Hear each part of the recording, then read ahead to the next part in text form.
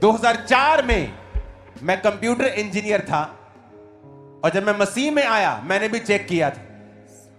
मुझे लगा शायद ये धर्म बदलते हैं, लेकिन मेरे सामने बैठ जाओ, मैं चर्च में था और एक हिंदू व्यक्ति आया और मेरे पास्टर ने उस पर ले हैंड किया और अगले दिन वो थोड़ा थोड़ा चल रहा था, उसे उठाकर लेके आए थे।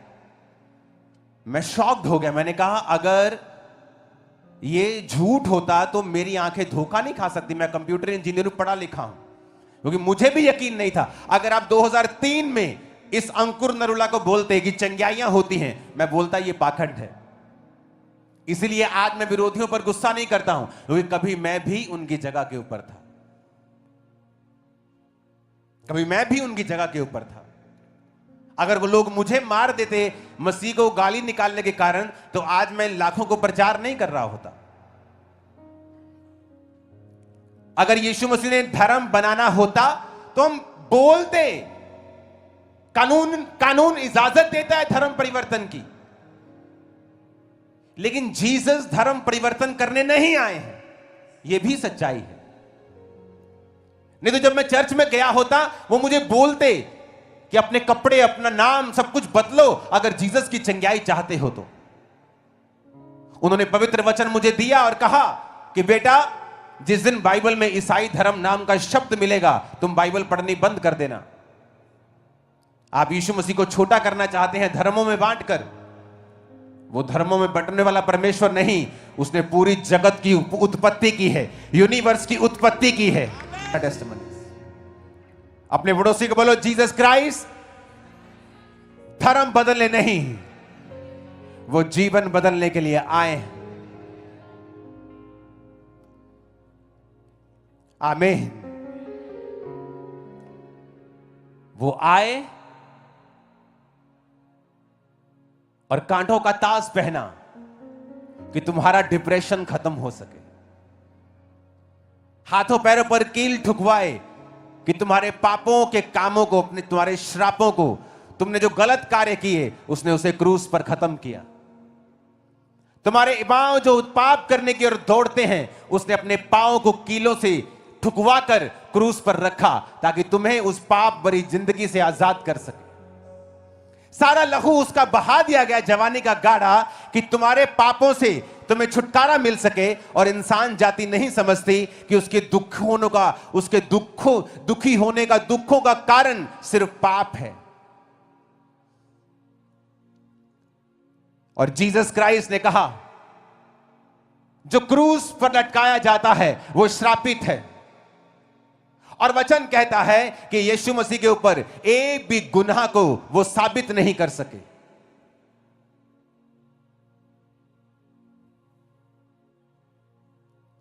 राजा कहता, यीशु कोई गुनाह तुझ पे साबित नहीं होता, जस्ट अपने मुंह से कह दे कि जो चीजें ये बोल रहे हैं ये झूठ है, बस इतना कह दे, बस कुछ नहीं कहना और तुझे कोई सबूत नहीं देना। एवरीथिंग इज क्लियर, सब कुछ क्लियर है कि ये लोग सब झूठ बोल रहे हैं, बस अपने मुंह से बोल दो आप। जीसस ने कहा, इन्होंने मुझे नहीं पकड़ा, मैंने इनके बीच में रहा 3.5 साल, इनके लंगड़ों को चलाया, इनके अंधों को आंखें दी, इनके मुर्दों को जिलाया, ये मुझे पकड़ नहीं सके, लेकिन आज मैंने अपनी मर्जी से अपने आप को इनके हाथों में दिया है।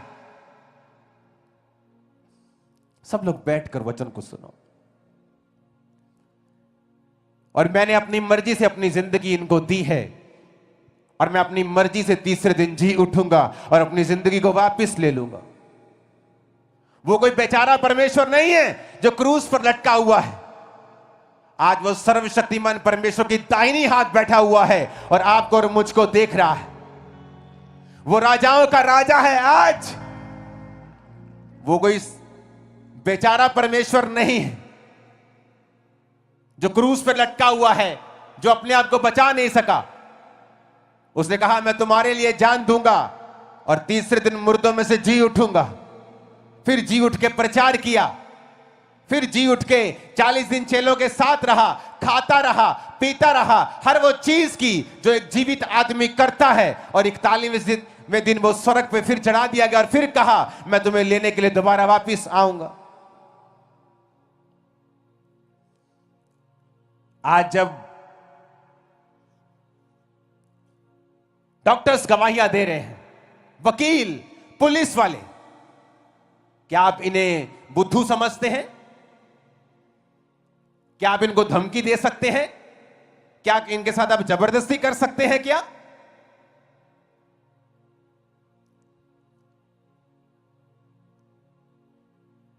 क्योंकि जीसस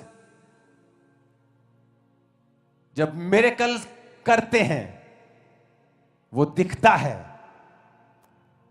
वो समझ आता है, उसकी बातें समझ से परे नहीं हैं।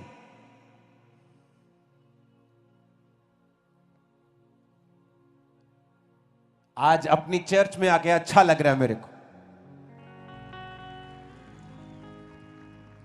मैंने कभी नहीं सोचा था कि मॉर्निंग मीटिंग में इतने लोग होंगे कि ओवरफ्लोस पे ओवरफ्लो लगाने पड़ेंगे, सड़कें भर जाएंगे, मुझे मालूम नहीं था। जीसस यहां मौजूद है आपको छूने के लिए। आज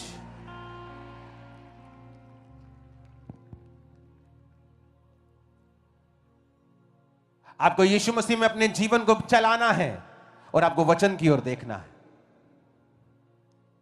वॉलंटियर्स, कैमरामैन, प्लीज मूव करना बंद कर दो। अपने हाथों को उठा के कहो, जो कुछ आज मैं सुनने वाला हूं, मैं उसका प्रचार करूंगा। आमीन। अपने हाथों को उठाओ। मैं वांगे का बांधे उड़े दाहे जावांगा, तेरी महिमा कर करके नवा बल में पावा। पूरी कलीसिया गाए हाथों को उठा के, मैं वांगे का बांधे उड़े दाहे जावांगा, तेरी महिमा कर करके नवा बल में पावांगा। आराधना आराधना आराधना, तेरी आराधना हो।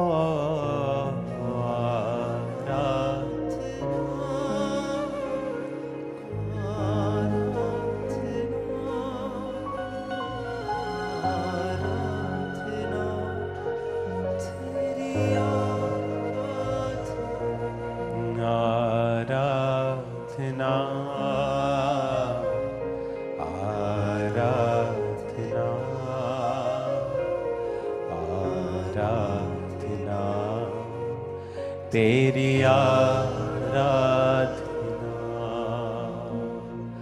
आराधना आराधना आराधना, तेरी आराधना। अपने हाथों को उठाओ। मेरा परमेश्वर आज वचनों से आपके कैरेक्टर्स को अपने जैसा करे और आपकी लाइफ्स की फाइट्स को फिनिश करे इन जीसस नेम।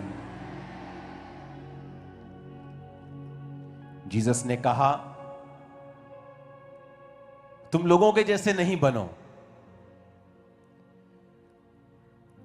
अगर मुझे भी विरोध का बदला विरोध मिला होता, मैं कभी प्रचारक ना बन पाता। क्योंकि परमेश्वर का प्रचार करने के बाद मैं मेंटली अपसेट हो गया था और मुझे नहीं मालूम था कि मैं मेंटली अपसेट क्यों हूं। मैं न्यूरोलॉजिस्ट के पास जाता रहा, डॉक्टर्स के पास जाता रहा, डिप्रेशन एंजाइटी मेडिसिन खाता रहा। डिप्रेशन इतना बढ़ गया कि वो सुसाइडल रूप धारण कर गया। मुझे नशों का सहारा लेना पड़ा, भांग की टिक्कियां खानी पड़ी, शराब पीनी पड़ी, सिगरेट पीनी पड़ी, हर टाइम नशे में रहना पड़ा ताकि मैं आजाद रह सकूं इस रोग से। पर वो जब बढ़ता गया और बढ़ता गया और एक हिंदू व्यक्ति ने यीशु मसीह के बारे में बताया और कहा कि आपने जो सुना है वो मीडिया से सुना है, लोगों से सुना है, क्या आपने खुद कभी देखा है यीशु मसीह के पास जाकर? और उस समय जब मैं टूट चुका था और मुझे कोई मतलब नहीं रह गया था किसी चीज से, और रात को नशा करके 16 अगस्त 2004 रात को 8 बजे अपने बाइक के ऊपर गाड़ी जाना, वहां गली में गाड़ी नहीं जाते, बाइक पे गया मैं चर्च को देखने के लिए, और तभी भी चर्च नहीं गया, नशे करता रहा, जुआ खेलता रहा। लेकिन 2 महीने के अंदर अंदर जब मैं वचन सुनता था, लोगों को चंगे होते देखता था, तो मेरी आंखों से आंसू निकलते थे कि क्या ऐसा कोई परमेश्वर है जो आज भी काम करता है, जो सिर्फ बातें नहीं करता, रियल में लोगों को चंगा भी करता है। मेरे सामने मेरे ही सोसाइटी के लोग आते थे और चंगे होते थे। आप किसी को एक दिन बेवकूफ बना सकते हैं, 2 दिन बना सकते हैं, 10 महीने तक बना सकते हैं, लेकिन क्या आप सालों साल, सारी उम्र किसी को बेवकूफ बना सकते हैं? नहीं। जब मैं लगातार परमेश्वर को देखता गया, मैं एक अमीर घराने से था, मेरे पास कंप्यूटर था, उस समय इंटरनेट था, बड़ा घर था। मैंने जब खुद चेक किया लोगों को कि लोग वाकई में परमेश्वर के काम हो रहे हैं, और मसीह में आने के 2 महीने में ही मैंने बैप्टाइज लिया, अपना जीवन परमेश्वर को दिया और खुदाबंद की सेवा करने लगा। और तब भी मैं बिजनेस करता था, शाम को लोगों को फ्री मैं सुसमाचार देने के लिए, शाम को काउंसलिंग करने के लिए लोगों को जाता था। जब लोग फायदा होने लगा, लोगों को काउंसलिंग से लोगों को समझ आने लगी कि परमेश्वर के बारे में, तो मैं हर शाम को जब निकलता था, हर शाम में जाता था। तो इस तरह से खामरा चर्च की स्थापना हुई थी। और 2008 जुलाई में 3 लोगों के साथ वो चर्च स्टार्ट हुआ था, क्योंकि मेरा पैशन था कि जो मैंने यीशु मसीह से पाया है, कि जो सच्चाई मुझे पता है क्राइस्ट की, वो लोगों को पता होनी चाहिए। कि मैं भी मसीह का एक विरोधी था। अगर तुम विरोधी हो तो मैं तुमसे नफरत नहीं करता हूं, मैं तुमसे प्यार करता हूं, क्योंकि जीसस भी तुमसे प्यार करते हैं। वो तुम्हारे लिए ही आए हैं, तुम्हारे लिए भी उसने जान दी है। आज हम क्राइस्ट के सिस्टम को भूलते जा रहे हैं। बाइबल कहती है कुरिन्थिया के लोग, विश्वासी, एक दूसरे पर कोर्ट केस कर रहे थे। तो पौलुस को जब मालूम हुआ कि विश्वासी आपस में ही एक दूसरे के ऊपर कोर्ट केस कर रहे हैं, तो उसने उनको पत्री लिखी। आप जानते हैं पौलुस की पत्रियां क्यों लिखी गई? क्योंकि पौलुस जब कलीसिया स्थापित करता था, तो कलीसिया की यह आदत होती है लाइन से अलग चलना। तो पौलुस को जब समाचार मिलते थे कि इस कलीसिया में ये हो रहा है, इस कलीसिया में ये कमी है, इस कलीसिया के लोगों में ये कमी है, तो वो दूर से पत्रियां लिखा करता था। और उन्हीं पत्रियों को आज हम पढ़ते हैं और आशीषित होते हैं। तो वचन कहता है कि वो पत्रियां लिख रहा था क्योंकि उसको मालूम हुआ कि कुरिन्थिया की कलीसिया के लोग आपस में एक दूसरे के ऊपर कोर्ट केस कर रहे हैं। तो पहला कुरिन्थिया 6 उसकी 1 से 8 आयत में लिखा, पौलुस कहता है कि तुम में से किसी को ये हियाव, ये हौसला है कि जब दूसरे के साथ झगड़ा हो तो फैसले के लिए अधर्मियों के पास जाए और पवित्र लोगों के पास ना जाए। क्या तुम नहीं जानते पवित्र लोग जगत का न्याय करेंगे, और यदि तुम जगत का न्याय करोगे तो क्या तुम छोटे से छोटे झगड़े का भी निर्णय करने के योग्य नहीं हो? क्या तुम नहीं जानते हम स्वर्गदूतों का न्याय करेंगे? क्या तो संसारिक बातों का निर्णय ना करें? यदि तुम्हें संसारिक बातों का निर्णय करना हो तो क्या उन्हीं के पास बैठोगे जो कलीसिया में कुछ नहीं समझे जाते हैं? मैं तुम्हें शर्मिंदा करने के लिए यह कहता हूं, क्या सचमुच तुम में से एक भी बुद्धिमान नहीं मिलता जो अपने भाइयों का निर्णय कर सके? तुम में भाई भाई में मुकदमा होता है और वह भी अविश्वासियों के सामने, परंतु सचमुच तुम में बड़ा दोष तो यह है कि आपस में मुकदमा करते हो। अन्याय क्यों नहीं सहते, अपनी हानि क्यों नहीं सहते? परंतु तुम तो स्वयं अन्याय करते और हानि पहुंचाते हो, और वह भी भाइयों को। आज मेरे स्पिरिचुअल फादर की मदर उनको ये बातें बोलती होती थी कि जब बेटा तुम्हें लगे कि तुम्हारी सेवकाई में रिजल्ट नहीं आ रहा है, जो तुम्हारा डिजायर्ड रिजल्ट है, जो तुम खुदाबंद में चाहते हो, जो चंगाइयां, मिरेकल्स, हीलिंग्स, डिलीवरेंस लोग तुम चाहते हो जब तुम्हारी लाइफ में ना हो रहा हो तो बेटा अपनी लव लाइफ को याद करना। Please watch out your love life. तुम्हारी लव लाइफ कैसी है? तुम दूसरों से कितना प्यार करते हो?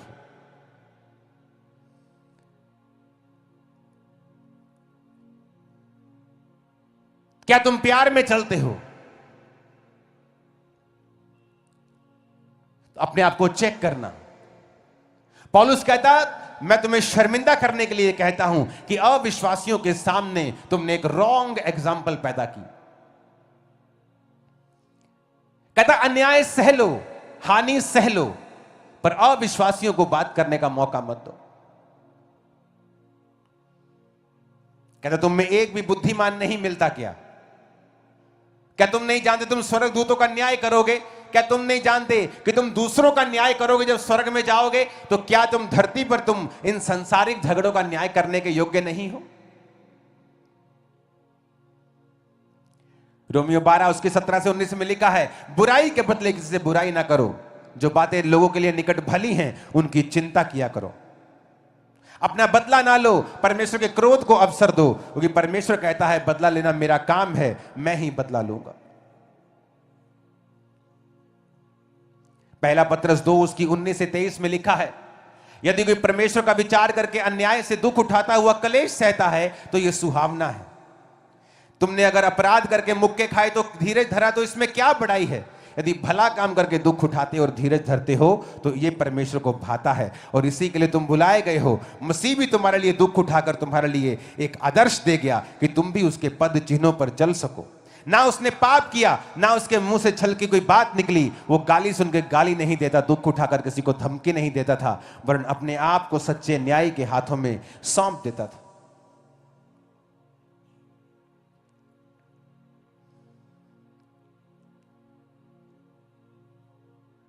परमेश्वर के दास पौलुस ने कहा, आज हम प्रेरितों के जैसे काम करना चाहते हैं, लेकिन उनके जैसा स्वभाव रखना नहीं चाहते हैं। उनके जैसा नेचर माफ करने का, अन्याय सहने का, दुख सहने का, यह हमारे अंदर नहीं है। तो जीसस ने कहा अगर लव नहीं है तो कुछ भी नहीं। तुम्हारी भविष्यवाणियां भी अधूरी है, तुम्हारी हीलिंग भी अधूरी है, तुम्हारा ज्ञान भी अधूरा है। तुम जितनी मर्जी ज्ञान पे ली जाओ लोगों को, कोई फायदा नहीं अगर तुम्हारी लव लाइफ में प्रॉब्लम है। एक पास्टर मेरी बहुत खिलाफत करता था और उसे मालूम नहीं था कि मुझे यह बात मालूम है। तब इंटरनेट इतना नहीं होता था। जब उसे पता चला एक दिन कि मैं पास्टर्स की हेल्प करता हूं, तो एक दिन उसका मैसेज आया टीम के द्वारा कि मैं आपसे मिलना चाहता हूं। मैं उससे मिला और उसने अंदर आके मुझे बताया कि मैं कर्जे में हूं और मेरे ऊपर इतना कर्जा है, अगर मैं अब नहीं चुकाऊंगा तो मेरी फलानी फलानी चीज को जो कि सेवकाई के लिए इंपॉर्टेंट है वो उठाकर लेके जाएंगे, क्योंकि वो कागजों में अटैच है चीजें। उसे लगता था कि मुझे पता नहीं है कि तू मेरी खिलाफत करता है, और परमेश्वर ने मुझसे कहा कि अगर तू प्यार करता है इसके कर्जे को उतार। मैंने कहा परमेश्वर ये मेरी खिलाफत करता है। परमेश्वर ने कहा तुझे प्यार करना है। मैंने कहा भाई आप फलानी फलानी तारीख को आ जाए, मैं आपका कर्जा उतार दूंगा। इमेजिन, सुनो मेरी बात, आप जानते उस व्यक्ति कि वो व्यक्ति तब भी थैंकफुल नहीं था।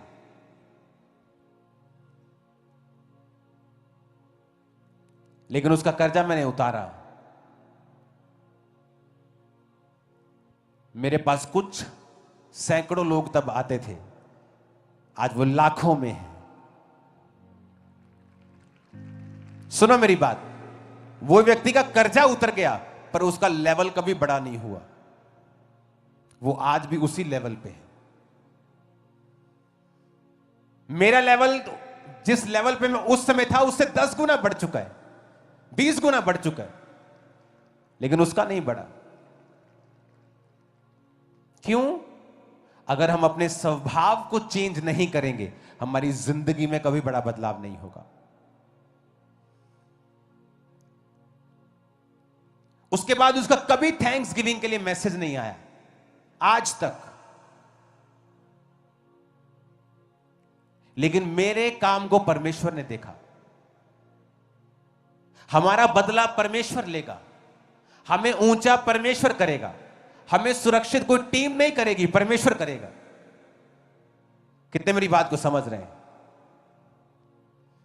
जब हम सब कुछ खुदा के हाथों में सौंप देते हैं, then automatically Jesus has to enter. उसे हमारी लाइफ में एंटर करना होगा, क्योंकि हमने जीसस क्राइस्ट को प्रथम स्थान दिया है अपनी लाइफ में। और जब जीसस आपकी लाइफ में प्रथम होंगे तो वो आपको रेस्ट देंगे और खुद काम करेंगे। उसके बाद चर्च की तरक्की हुई, मेरी पर्सनल लाइफ की तरक्की हुई, मिरेकल्स बढ़े, हीलिंग्स बढ़ी, ब्रांचेस बढ़ी।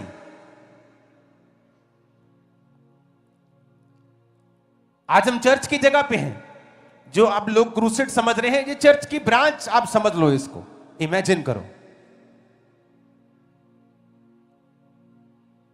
और अभी ओवरफ्लोज आप नहीं दिखा रहे हो। कैसे पॉसिबल है? आपको जीसस के स्वभाव में बढ़ना है।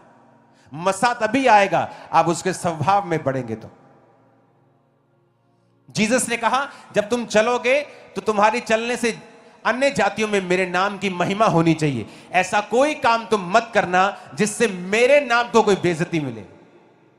आप जीसस को पर्सनली नहीं लेते हो। आप क्रिश्चियन हो, आप मोहल्ले की नुक्कड़ पे खड़े हो और आप नशा सेल कर रहे हो या आप किसी लड़की को छेड़ रहे हो, you are a bad Christian. और आप जीसस क्राइस्ट को महिमा नहीं दे रहे हो। जब आप उसे महिमा नहीं देंगे तो कर्स आप पर, आपके परिवार पर होगा। आप कहीं घर में काम करती हैं, जॉब करती हैं, वहां आप चोरी कर रही हैं, आप जीसस के नाम को महिमा नहीं दे रहे हैं। आप उसको पर्सनली रिप्रेजेंटेटिव उसके नहीं हैं। मैं जीसस का पर्सनल रिप्रेजेंटेटिव था और अब भी हूं। जब मैं अपना टाइल्स का बिजनेस करता था तो जितनी भी एनआरआई बेल्ट है, वेगोवाल, नडाला, प्लाथ, जितनी भी एनआरआई बेल्ट है, यहां हमारा सारा टाइल्स का सामान जाया करता था लाखों रुपए में। ऐसी दुकानें थी जिनसे आज भी हमने लाखों रुपया लेना है। वो हर हफ्ते, जैसे होलसेलर उगराई करने जाते हैं कि अगर 10 लाख का सामान दिया तो हर हफ्ते वो 50,000 60,000 आपको देते हैं। ऐसे तो थर्सडे में वहां पर जाया करता था और वहां पे ऐसी पार्टीज थी जिन्होंने पैसे वापस नहीं किए।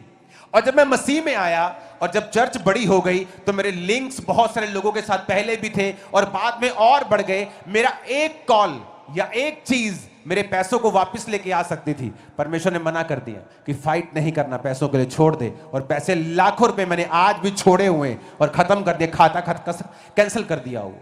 रीजन कि मुझे लड़ाई नहीं करनी, क्योंकि अब मैं जीसस को रिप्रेजेंट करता हूं। जब मैं जीसस का रिप्रेजेंटेटिव हूं तो मेरी लाइफ भी ऐसी होनी चाहिए। आप आज पैसा बोते हैं, चर्च को जाता है, मेरे पास नहीं आता है। आपके पैसे को मैं देखता तक नहीं हूं। मेरी बुक्स मुझे देती हैं, उन्हीं से मैं सब कुछ करता हूं।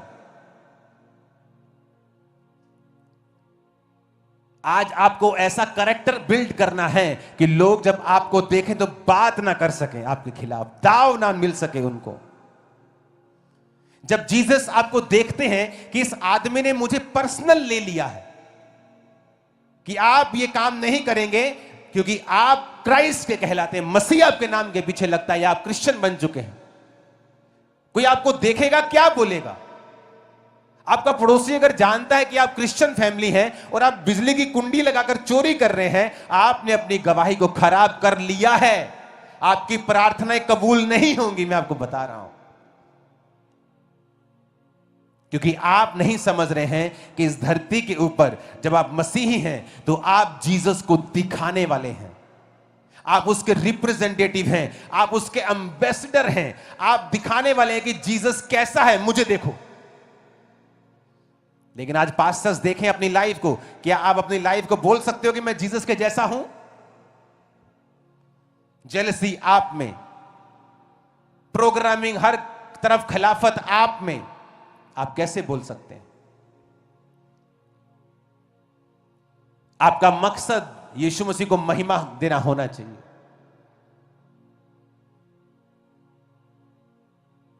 आप जीसस क्राइस्ट के रिप्रेजेंटेटिव हैं, उसके एम्बेसडर हैं। अमेरिका की एम्बेसी में चले जाओ, दिल्ली, एम्बेसी के अंदर कोई भी व्यक्ति, चाहे वो इंडिया देश का क्यों नहीं हो, उनकी मर्जी के बिना पांव नहीं रख सकता, क्योंकि वो एम्बेसी अमेरिका कहलाता है। अगर कोई उस पे अटैक करता है तो उसने इंडिया पे किसी चीज पे अटैक नहीं किया, उसने अमेरिका पे अटैक किया है। अगर इंडियन एम्बेसी कहीं अमेरिका में है तो वो अमेरिका नहीं है, वो एम्बेसी जहां है वो इंडिया है। जब उस पे अटैक होगा तो आपने इंडिया पे अटैक किया है। जब आप यहां पे हैं, आप जीसस क्राइस्ट के एम्बेसडर हैं।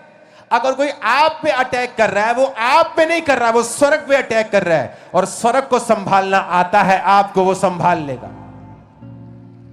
और यीशु को आता है संभालना।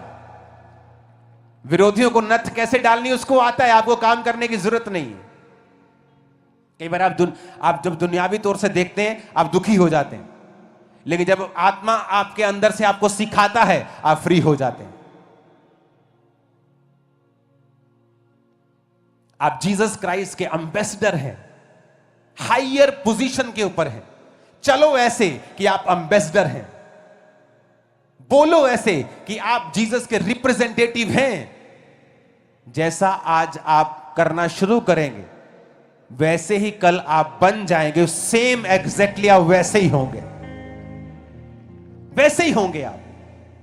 वो बरकतें, वो लाइफ की ब्लेसिंग आपकी लाइफ के ऊपर होंगी, क्योंकि अगर जीसस ने आपको अपना रिप्रेजेंटेटिव बनाया है तो ऐसा नहीं हो सकता कि आप अमेरिकन एम्बेसी में काम कर रहे हो और आपके पास गाड़ी ना हो जाने के लिए, आपको सुरक्षा ना मिले, ऐसा नहीं हो सकता। फिर वो आपको सुरक्षा भी देगा, वो आपकी जरूरतें भी पूरी करेगा, वो आपको शर्मिंदा भी होने से बचाएगा, और वो आपको ऊंचा भी करेगा उन्हीं वैरियों के सामने जो आपको नीचा करने की कोशिश कर रहे हैं। आप और 100 गुना ऊंचे होने जा रहे हैं, मुझ समेत। आमीन खड़कने वाला चाहिए। Hallelujah, hallelujah. हमारा काम जीसस क्राइस्ट के प्रेम को फैलाना है। अगर प्रेम नहीं फैला पाए हम तो ज्ञान पेलना अधूरा है। परमेश्वर ने कहा चंगाइयां अधूरी हैं, सब कुछ अधूरा है। कहता फिर तुम कंसेप्ट को समझ ही नहीं पाए कि यीशु मसीह क्या करने के लिए आए। चर्च को किसी भी तरह के नफरत से बचना चाहिए, पॉलिटिक्स से बचना चाहिए। चर्च का काम पॉलिटिक्स करना नहीं है।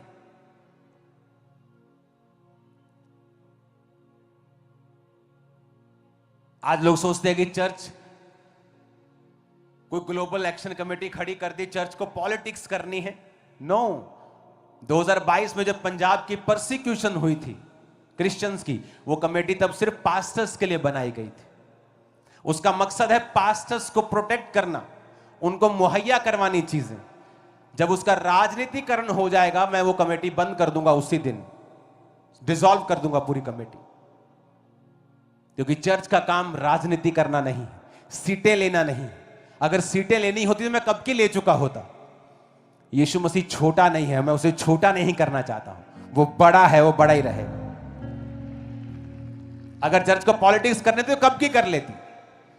चर्च को पॉलिटिक्स में इंटरेस्ट नहीं है। आपको कोई संवैधानिक पोस्ट मिलती है, आप लो, बैठो, आपको करना है करो, लेकिन मैं नहीं हूं इसमें। जो प्राइम पर्पस था इस कमेटी का वो था कि आपको पास्टर्स को प्रोटेक्ट करना। अगर ये अपने प्राइम पर्पस से भटकेगी तो इसको डिसॉल्व कर दिया जाएगा, क्योंकि हमें वचन को पहला स्थान देना है। ये क्या आप कुछ भी जो कर रहे हैं उससे क्राइस्ट की कलीसिया में दो फाड़ हो रहा है, या लोग प्रेम कर रहे हैं एक दूसरे से। ऐसी कोई चीज जो दो फाड़ हो रही है, जो कलीसियाओं को अलग कर रही है, वो कलीसिया के लिए सही नहीं है, सेवकाइयों के लिए सही नहीं। हमें सबसे प्यार करना पड़ेगा, सबको लव करना पड़ेगा, सबको संग लेना पड़ेगा, क्राइस्ट के जैसा बनना पड़ेगा।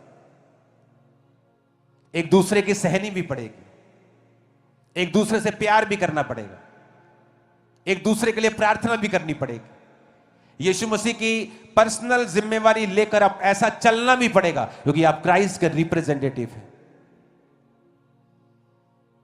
कितने मेरी बातों को समझ रहे हैं? आप कैसे हो सकता है कि आप एक व्यक्ति के सामने ही गिर जाएं, उसको पता हो कि आप गिरे हुए हैं, आप कैसे सुबह उठ के अपना मुंह दिखा सकते हैं किसी को? मुझे तो अंदर से फील होती है ये चीज। अगर आपकी वाइफ को भी मालूम है कि आप स्पिरिचुअल नहीं हैं, आप अंदर से जेलसी करने वाले एक पास्टर हैं, तो आपको, मुझे नहीं मालूम आपको शर्मिंदगी फील होती है कि नहीं।